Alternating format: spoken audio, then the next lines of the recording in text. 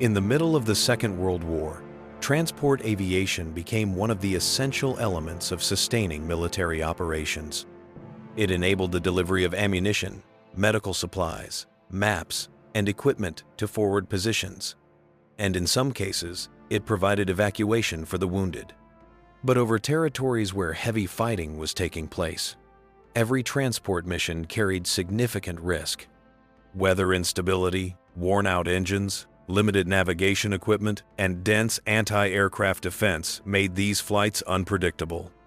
One such mission became the starting point of a story in which the fate of a crashed aircraft unexpectedly intertwined with the fate of a group of isolated soldiers. In the winter of 1943, a light transport aircraft was tasked with delivering supplies to a forward Allied unit. Its route passed through terrain considered dangerous, but no alternative existed. Weather conditions were unstable. Low clouds, gusting winds, and limited visibility made navigation difficult. Despite the risks, the crew planned to complete the mission on schedule. Only a few hours after takeoff, the first signs of engine trouble appeared. Later engineering reports showed that a combination of wear, temperature fluctuations, and moisture entering the fuel system had caused the malfunction. As the symptoms worsened, the aircraft began losing altitude. The crew attempted to stabilize it, but the storm intensified, and it soon became clear that keeping the aircraft airborne was no longer possible. The crash occurred in a zone lying between the shifting front lines. The terrain was harsh, deep ravines, thick forests, and marshy sections. On military maps, the region was marked as difficult and largely inaccessible. For this reason, the downed aircraft went unnoticed for some time. Reconnaissance did not report unusual activity. Radio intercepts did not indicate the loss of an aircraft, and frontline units were too focused on immediate problems to investigate the possibility of a crash. Meanwhile, not far from the crash site, another crisis was unfolding. A small Allied detachment had been cut off during an unexpected enemy maneuver that reshaped the front line. Their assignment had been to hold a temporary position and observe a strategically important passage through the terrain. But rapid enemy movement blocked their withdrawal routes, leaving the detachment isolated with no access to resupply. At first, the soldiers hoped that communication would be restored and reinforcements would arrive. But worsening weather, unstable radio contact, and continued enemy pressure gradually eliminated these expectations. Their supplies began to diminish at an alarming rate. Ammunition fell to critical levels, food rations were nearly exhausted, and medical supplies were dwindling. The detachment was forced into the strictest conservation measures. The isolated soldiers found themselves in an area where quick support was impossible. Any attempt to break out risked heavy losses. Any attempt to maneuver around enemy positions risked exposure to the elements. The terrain itself, cold, rugged, and unforgiving, restricted movement and drained strength. It was at this moment that chance intervened. A reconnaissance patrol sent to survey a wooded area for a possible safe route stumbled upon the wreckage of the aircraft. At first, the soldiers regarded the site with caution. A crashed transport risked attracting enemy attention, and uncertainty made it a potential danger. But a careful inspection soon revealed something far more significant than twisted metal and shattered fuselage. The aircraft, which had been carrying supplies to the front, had several intact containers despite the severity of the crash. A number of crates remained undamaged, including ammunition, medical kits, and ration packages meant for frontline units. For men facing isolation and starvation, this discovery was beyond unexpected. It was vital. The importance of the find went beyond the supplies themselves. Among the wreckage were items that could be repurposed for engineering work: metal panels, wiring, tools, and structural elements that could be converted into makeshift shelters or defensive positions. For the first time since being cut off, The detachment possessed resources that enabled not just survival, but planning. The crash, unnoticed amid the chaos of the front, had become their lifeline. But the significance of the wreckage would grow even further when the troops realized that the aircraft could become more than a source of supplies. It could be transformed into an improvised operational base, one that would allow them to endure far longer than anyone expected. The discovery of the wrecked aircraft marked a turning point for the stranded detachment. Until that moment, their situation had appeared almost hopeless. Decreasing rations, worsening weather, and no reliable communication made survival uncertain. The crash site, however, introduced an unexpected variable, a physical structure and a reserve of materials capable of altering their prospects.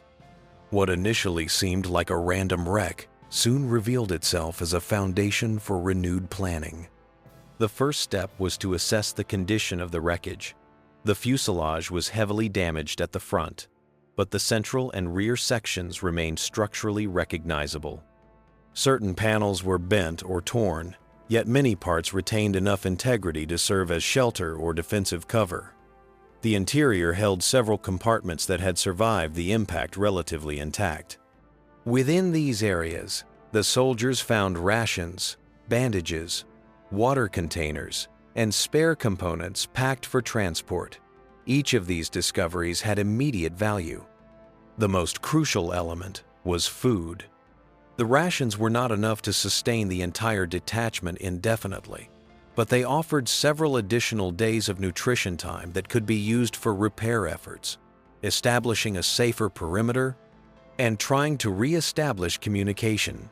For soldiers weakened by hunger, the food provided not only physical energy, but also a renewed sense of purpose. The next priority was transforming the wreck into a functional shelter. The area around the crash site was partially shielded by natural terrain features, a shallow depression, scattered trees, and a low ridge that provided some protection from wind. Using pieces of the fuselage, the soldiers created barriers to deflect weather and conceal movement. Panels were adjusted and wedged into position to form windbreaks and partial roofing. The metal frame of the aircraft, though twisted, offered an anchor point for makeshift structures built from branches, fabric, and remaining debris. Inside the aircraft's central section, the troops established a rudimentary command post. It contained enough enclosed space to shield maps, radios, and tools from exposure. Although the primary radio equipment of the detachment had been damaged and had limited range in poor weather, the crash material provided spare wiring and connectors. This allowed for minor repairs that later enabled intermittent, though unstable, attempts at communication. Each small improvement increased the likelihood that their distress signal might eventually reach friendly forces. Medical supplies recovered from the wreck played a key role as well. Several soldiers had suffered frostbite, strain injuries, or infections caused by prolonged exposure and insufficient rest. The bandages and antiseptics found on board were insufficient for comprehensive treatment, but helped stabilize the most vulnerable individuals. This stabilization ensured that the overall strength of the group did not deteriorate further, a critical factor for their continued endurance. Defensively, the aircraft's metal frame offered unexpected advantages. It provided natural cover that could be used to shield lookouts and conceal equipment.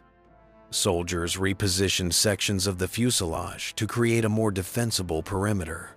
Although they lacked heavy weapons, the improved concealment reduced their exposure to enemy patrols.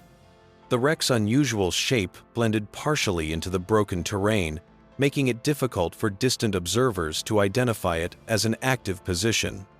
Over the next days, the detachment gradually adapted their routines around the aircraft. They rotated guard shifts, rationed supplies with precision, and continued to modify the site.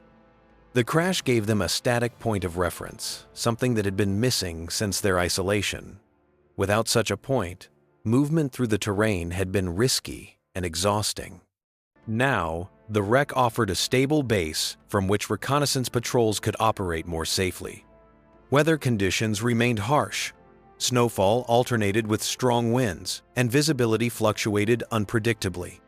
Despite this, the fortified site provided better protection than anything the detachment had previously constructed. Windbreaks reduced heat loss, while the aircraft's internal compartments trapped warmth more effectively than improvised shelters made of branches and fabric. As a result, the troops conserved more energy and reduced the risk of hypothermia. The psychological impact of the aircraft was equally significant. Before its discovery, the troops had existed in a state of uncertainty, unsure how long they could endure. The wreck changed their mindset. It offered a tangible reminder that supplies, technology, and shelter could still emerge unexpectedly, even in the harshest conditions of war. Morale, though still strained, improved steadily. Soldiers who had resigned themselves to the worst possibilities now engaged in planning and maintenance, reinforcing the sense of purpose. However, the detachment understood that the aircraft alone could not guarantee their survival. Its supplies were finite, and its structural integrity, though useful, remained limited. The true benefit lay not in the aircraft itself, but in the time and shelter it provided. Time to search for better routes, time to attempt communication, and time to prepare for either rescue or a controlled breakout if conditions allowed. By the end of the first week after the discovery, the wreckage had transformed into a functional outpost. It stood as an improvised strongpoint, carved out of the harsh winter landscape. Unlikely, unstable, but vital. Against all expectations, a crashed transport plane that should have become just another forgotten wreck had instead become the anchor keeping an isolated group of soldiers alive. The transformation of the crashed aircraft into an improvised strongpoint allowed the isolated detachment to remain in the field far longer than initial assessments had suggested. What had begun as a desperate situation gradually stabilized into a pattern of cautious endurance. Although the conditions remained harsh and uncertainty persisted, the soldiers now possessed a minimal but functional system for survival. The primary challenge in the days that followed was maintaining the balance between conserving strength and sustaining essential tasks. The aircraft shelter reduced exposure, yet daily routines still demanded effort. Gathering firewood, reinforcing defensive positions, and scouting the surrounding terrain. Patrols were kept small and infrequent to limit energy expenditure. Each movement outside the shelter was carefully planned to avoid unnecessary risks. Communication attempts continued, though progress was slow. The repaired radio system operated sporadically, weakened by cold, outdated components, and terrain interference. Signals drifted in and out, offering only faint hope. Still, the soldiers persisted, transmitting periodic short messages whenever atmospheric conditions improved.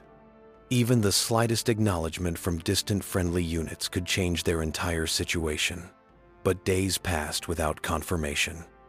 Given the uncertainty, the detachment increasingly relied on resourcefulness. Components salvaged from the aircraft were repurposed in ways the original designers likely never imagined. Wiring was used to fasten supports.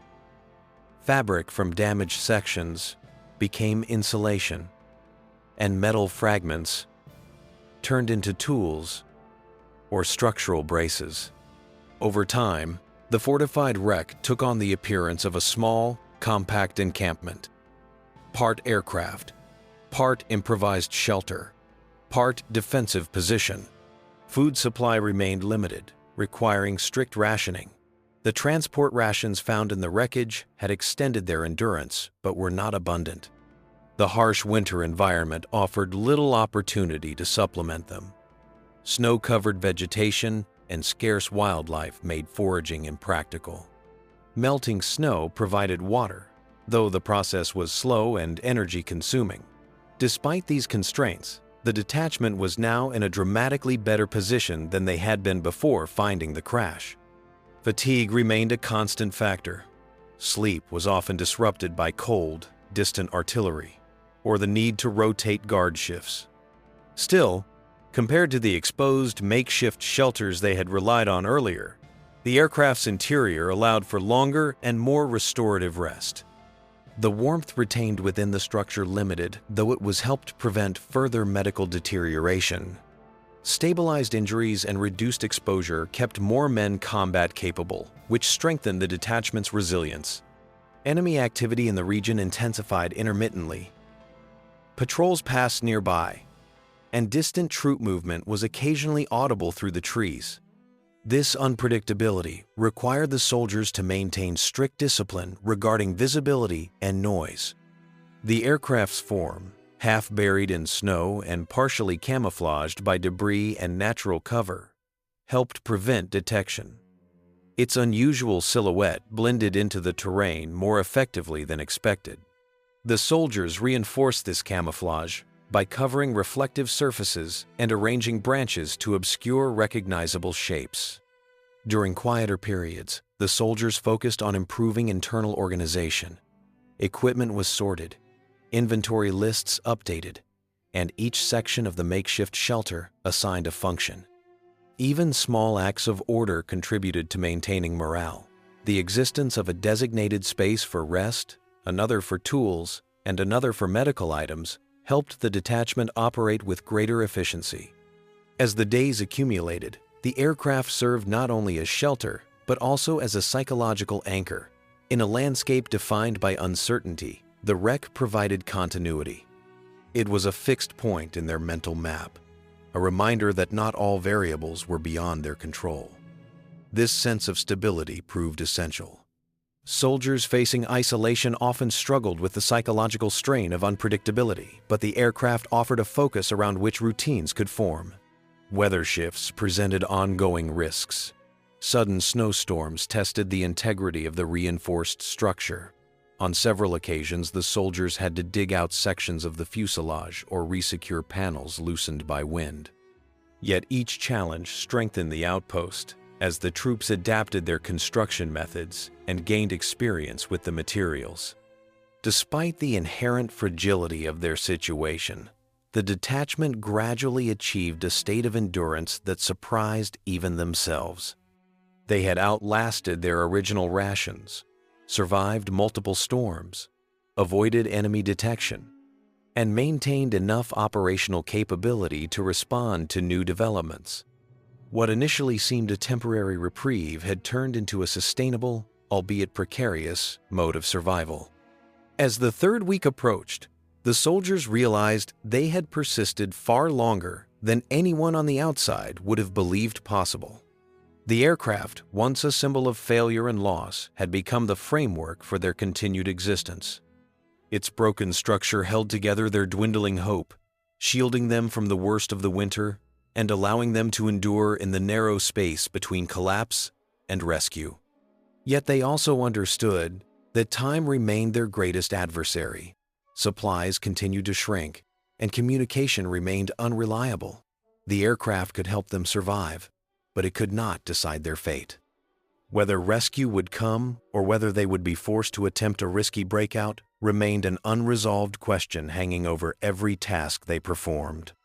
Still, the fact that they had endured this long was a testament to the unexpected role the wreck had come to play. What had begun as an accident was now the foundation of their survival. A lifeline forged from twisted metal, scattered cargo, and sheer necessity. By the time the fourth week approached, the stranded detachment had stretched their resources to the limit. The wrecked aircraft remained their shelter, their storehouse, and their point of orientation. Yet the soldiers understood that their endurance had a finite boundary. Supplies were nearing exhaustion, and even the strongest among them showed signs of accumulated fatigue. The aircraft had allowed them to survive far longer than any assessment would have predicted, but it could not sustain them indefinitely. Weather conditions gradually shifted. The harshest winter winds weakened, and visibility improved. With clearer skies came new risks: aircraft movement, enemy patrols, and increased artillery activity on distant ridges. But clearer skies also created a new opportunity to improved radio transmission. Weak atmospheric interference meant their damaged equipment had a better chance of carrying a usable signal beyond the surrounding hills. The detachment began transmitting at regular intervals, preserving battery power by limiting the device to short bursts. Most attempts produced no response. But one evening, during a moment of unusually clear reception, the set picked up a faint pattern, incomplete, distorted, but distinct enough to indicate contact, though no message could be deciphered. The soldiers recognized it as the first authentic sign that their transmissions had reached friendly forces. This brief acknowledgement reshaped their priorities. The detachment reorganized their routines, preparing for possible extraction. Patrols were extended slightly to identify open landing areas or potential rendezvous points. The wreck was reinforced again, not for long-term shelter this time, but to withstand any final strain before evacuation or breakout. The aircraft had been their anchor. Now, it needed to remain intact for just a little longer. In the days that followed, aircraft noise periodically echoed across the valley. The soldiers maintained strict camouflage, unsure whether the flights belonged to enemy or friendly forces. Only when a low-flying Allied reconnaissance aircraft made a wide pass over the ridge did they receive clear confirmation that their position had been detected. A coated panel fashioned from fabric and metal scraps assembled earlier for such a possibility was laid out in a clearing. The aircraft circled once more, signaling recognition. The detachment did not know when rescue would come, but they now had evidence that it was possible. This realization altered the atmosphere within the shelter. Tasks that previously centered on simple survival shifted toward preparation for movement. Equipment was consolidated, weapons checked, and medical needs prioritized. Each hour was used efficiently, despite exhaustion. Weather turned favorable again on the morning their rescue began. The sound of engines approached from the direction of friendly lines. This time, it did not fade. Ground troops advanced cautiously into the valley, following reconnaissance markers and terrain cues. The isolated detachment remained concealed until confirmation signals were exchanged. Once contact was established, the rescue teams moved quickly, securing the perimeter before escorting the survivors out of the improvised strongpoint. Only after withdrawal did the significance of their shelter become fully visible. The crash site, partially buried in snow, reinforced with panels, branches, and makeshift supports, resembled a small defensive post rather than a wreck. The rescue teams noted the ingenuity with which the soldiers had repurposed the aircraft's materials. Walls fashioned from fuselage segments, insulated sleeping areas made of layered metal and fabric, utility hooks formed from wiring and bolts. The structure demonstrated the extent to which necessity had guided their actions. In reports filed afterward, the rescue personnel emphasized that the detachment had survived far beyond the projected timeframe for isolated units under winter conditions. They attributed this endurance not only to discipline and rationing, but also to the existence of the aircraft. It had shielded them from exposure, provided supplies, and allowed limited communication. Without it, the group might not have lasted long enough for their signal to reach friendly forces. The aircraft itself was left behind. Its structure was too damaged to move and too integrated into the terrain to dismantle. For the soldiers who had depended on it, leaving the wreck was both a relief and a quiet acknowledgement of what it had been, an accidental stronghold that had sustained them through a period when survival seemed unlikely.